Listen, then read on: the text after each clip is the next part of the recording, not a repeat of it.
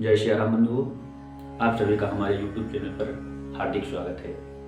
आज हम एक अति आवश्यक विषय को लेकर आप सबके सामने से उपस्थित हैं।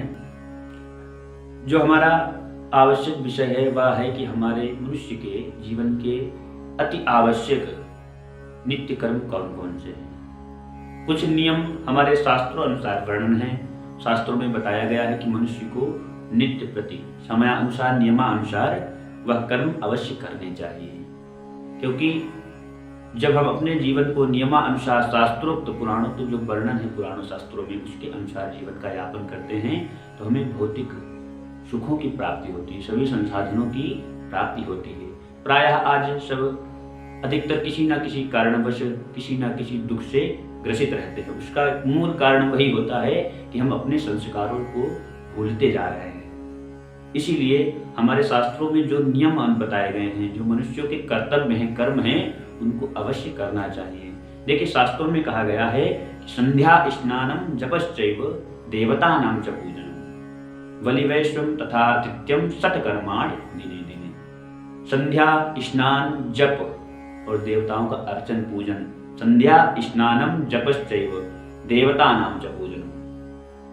वलिवैश्य यानी दूसरे प्राणियों के लिए कुछ अपने अंश से निकालना, तथा आतिथ्यम अतिथियों का सत्कार करना, सत्कर्माणि दिने दिने। ये 6 कर्म जो बताए गए हैं नित्य प्रत्येक मनुष्य को करने चाहिए। देखिए, हमारे शास्त्रों में बहुत नियम बताए गए हैं, सभी का अभिवादन बताया गया है। सर्वप्रथम बताया गया कि हमारी जब निद्रा खुलती है तो वह निद्रा खुलने का समय जो है ब्रह्म मुहूर्त में होना चाहिए। ऐसा नहीं कि सूर्योदय के उपरांत हम लोग सोते रहें, निद्रा में व्यस्त रहें, ऐसा नहीं है। निद्रा सूर्योदय के पूर्व खुलनी चाहिए और ब्रह्म मुहूर्त में। ब्रह्म मुहूर्त जो समय होता है अति पावन पवित्र अवसर समय होता है।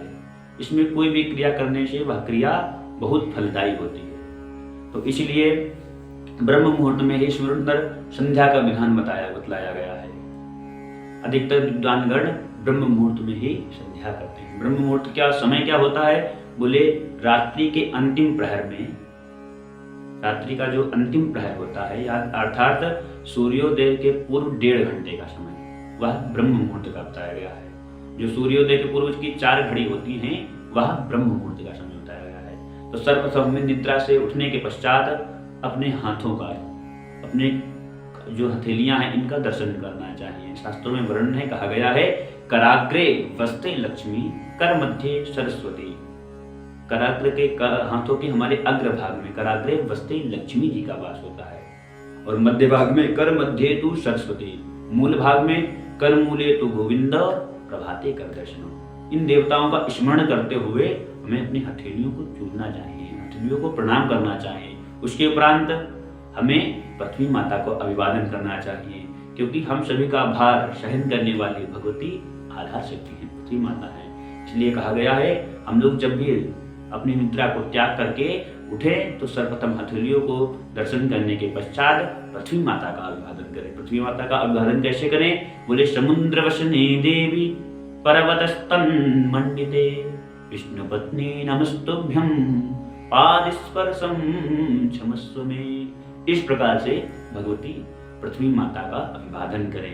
पृथ्वी माता का अभिवादन के उपरांत जो भी हमारे गुरुजन हैं, माता पिता हैं, इन सभी का अभिवादन करें। उसके उपरांत जो शौचाचार हमारा है वह अति आवश्यक है, क्योंकि शौच के विषय में कहा गया है सोचे यत्न सलाह कार्या तस्त्र शौच मूलो द्विज शौचाचार विहीनश्च समस्ता निष्फला क्रिया।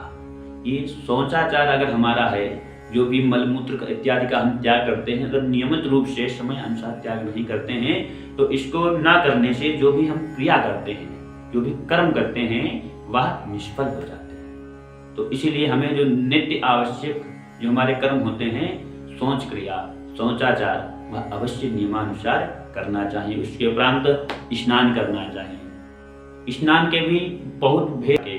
क्या कहा गया है? मांत्रम भौमम तथा अग्नेयम वायव्यम दिव्यमेव च वारुणम मानसम चैव सप्त स्नान्यान अनुक्रमात्। 7 प्रकार के स्नान बताए गए हैं।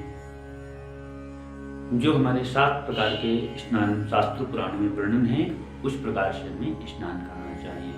और हम लोगों की जानकारी में इत्यादि में सर्वप्रथम स्नान आता है हम लोग जो घर में नित्य जल के द्वारा स्नान करते हैं। तो जल में स्नान करने की विधि क्या है? उसमें जल में हमें भगवती भागीरथी गंगा जी का ध्यान करते हुए जल से स्नान करना चाहिए। इस प्रकार से हमें स्नान इत्यादि क्रिया को संपन्न करना चाहिए। उसके उपरांत जो संध्या वंदन है, संध्या वंदन में जो ब्राह्मण वर्ण के लोग हैं, क्षत्रिय वर्ण के लोग हैं, उनको संध्या में गायत्री उपासना करनी चाहिए। गायत्री अति आवश्यक है, क्योंकि गायत्री से ही हमें तेज की प्राप्ति होती है। गायत्री ही हमारे समस्त पापों का विनाश करती है। तो जिन वर्णों का गायत्री का अधिकार प्राप्त है, उन वर्णों वाले मनुष्यों को गायत्री की संध्या उपासना करनी चाहिए। और जो अन्य आदि वर्ण के हैं, उनको अपने इष्ट जनों का, गुरुजनों का, सभी का ध्यान करना चाहिए। तो नित्य नैमित्य जो कर्म आपको इस वीडियो में बताए गए हैं, कौन कौन से? संध्या, स्नानम, जपश्चैव, देवतानां च पूजनम, बलिवैश्व तथा आतिथ्यम, षट्कर्माणि दिने दिने। ये 6 कर्म नित्य नैमित्य अवश्य करने चाहिए, क्योंकि ये हमारे जीवन में बहुत ही आवश्यक हैं और बहुत ही महत्वपूर्ण हैं। अधिकतर लोग इन नियम को प्रतिदिन करते हैं, पर समयानुसार, समय अभाव के कारण वह नियम के रूप में नियमानुसार वह नित्य कर्म नहीं हो पाते हैं। तो प्रयास यही करना चाहिए हमें, नित्य कर्म जो हमारे हैं वह नियमानुसार हो। संध्या हो, स्नान हो, देवताओं का पूजन अर्चन वंदन हो, और हमें दूसरे प्राणियों के लिए नित्य प्रति कुछ ना कुछ निकालना चाहिए। और हमारे घर के द्वार पर कोई भी अतिथि आ जाए, कोई भी हो, किसी भी वर्ण का हो, उसका सत्कार होना चाहिए। इस प्रकार के 6 कर्म बताए गए हैं, आप इसे अपने जीवन में अवश्य धारण करें। और इसी प्रकार की वीडियो को देखने के लिए आप हमारे चैनल को सब्सक्राइब, लाइक, कमेंट अवश्य करें, ताकि कमेंट करके हमें ये बताएं कि आपको यह वीडियो कैसा लगा। और अगले वीडियो में हम इसी प्रकार की जानकारी के साथ आपको पुनः मिलेंगे। तब तक के लिए जय श्री सीताराम, जय श्री राधेश्याम।